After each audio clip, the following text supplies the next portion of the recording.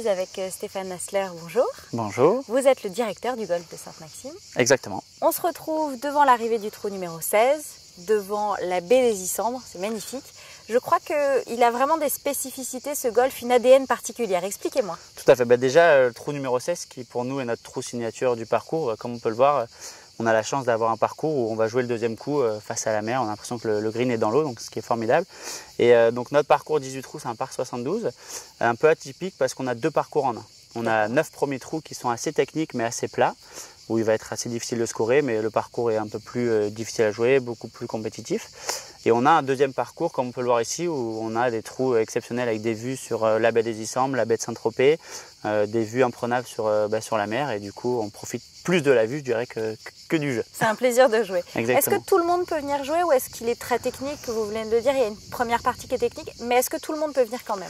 En fait, c'est un parcours où nous, notre volonté est vraiment d'accueillir tous les golfeurs, qu'ils soient débutants ou confirmés ou même compétiteurs.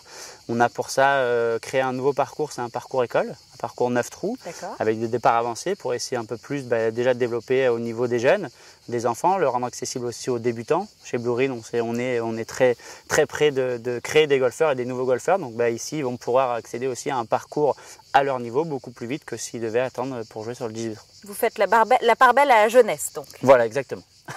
J'allais vous demander quelle est la philosophie aussi que vous souhaitez inculquer à ce golf, de quelle manière vous l'animez ce golf aussi? Eh bien depuis 5 ans et demi moi, que je suis ici, on essaye vraiment d'attirer déjà tout le monde et d'avoir un golf très convivial, que ce soit par son accueil, par ses événements. On essaie de faire beaucoup de compétitions pour rendre ce golf plus qu'un sport, vraiment un esprit, je dirais comme on avait à l'époque dans le tennis, c'est vraiment un esprit clubhouse avec une famille.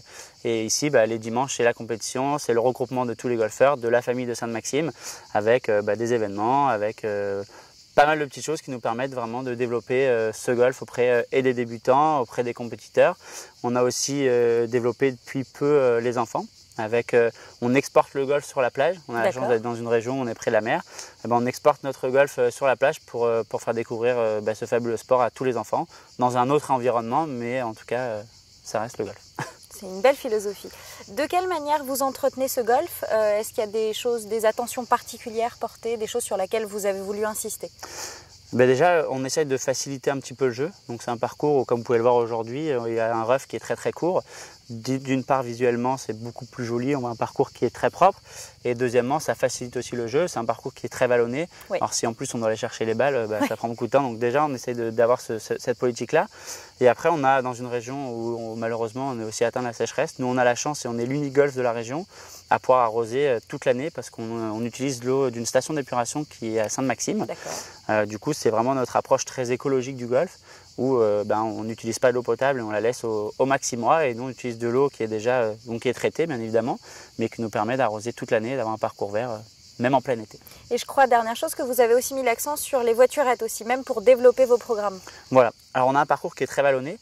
Donc voiturette obligatoire en tout cas si on veut faire les 9 trous du retour et elles sont toutes équipées de système GPS qui d'une part va faciliter le jeu au niveau des joueurs parce qu'il y a un GPS, ils connaissent la distance, ils voient le parcours et ils ne se perdront pas. Voilà, on ne pourra pas les perdre. Et deuxièmement, ça nous permet aussi à nous d'avoir un vrai outil de management par rapport à la gestion du parc voiturette. On a 70 voiturettes ici, donc on essaie de les faire toutes tourner autant les unes que les autres. Et avec cet outil, on gère le parc voiturette, on gère aussi les endroits où ils peuvent rouler pour aussi nous garder un parcours dans le meilleur état possible et puis garantir la sécurité des joueurs parce que c'est un parcours vallonné avec des endroits un peu plus dangereux que d'autres et les voiturettes vont toutes seules avoir une vitesse qui sera limitée. Tout est prévu. Merci beaucoup, monsieur Hassler. Merci à vous et au plaisir de vous revoir ici.